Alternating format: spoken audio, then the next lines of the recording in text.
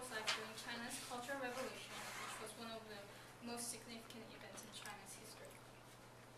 First of all, let's start with the basic backgrounds of China.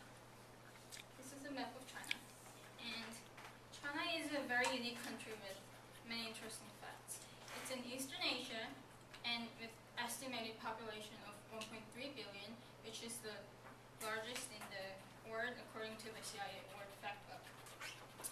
Its language is Chinese, or also known as Mandarin, and their major religions are Taoism and Buddhism, but there are also Christianity and Islam.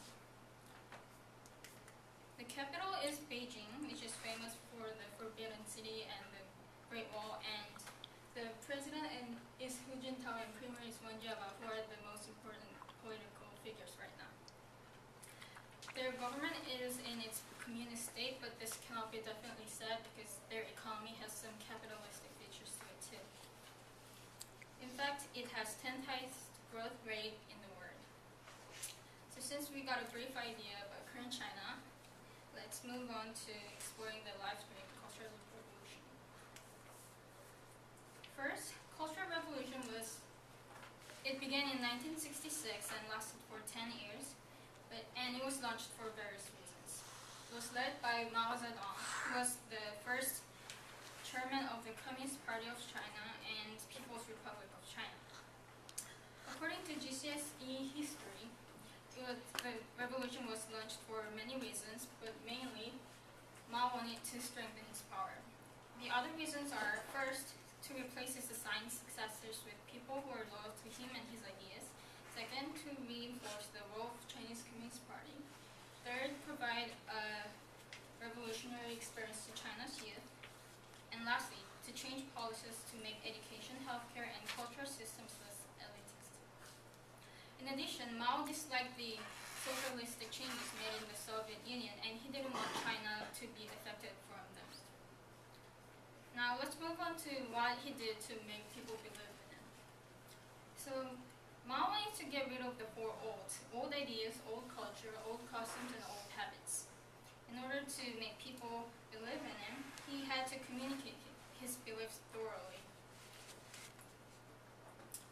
There were many types of propaganda during Chinese Cultural Revolution, and one of them was the posters, also known as Dazifao, and reading them became one of the everyday customs. Another one is called the Red Book, and it had Mao's ideas and teachings in it, and everyone had to read it and follow his ideas. Also, there were loudspeakers that broadcasted Mao's teachings every day. And another interesting fact is that Mao did not allow any foreign communication, because he believed that foreign aspects were considered bourgeois. And during the Cultural Revolution, the common methods of communications were writing letters and telegraphs, but people avoided using them because they were afraid that others would misinterpret them or find mistakes in them and report them for being anti-Mao. And even family members became suspicious of each other, and children especially would even turn on their parents if they seemed anti-Mao. Mao's ways of communication also affected the fine arts too. Mao Zedong used the Peking opera, Yang Banzi, to spread out his ideas. It was modified to teach people the revolutionary ideas, and everyone was eager to perform. This is the original Peking opera, but then it was modified to have revolutionary spirits like that. And I was able to interview my Chinese professor here, and she actually said that she remembers her sister singing it. Now let's look at the clothing. So the traditional clothes were considered as one of the four olds.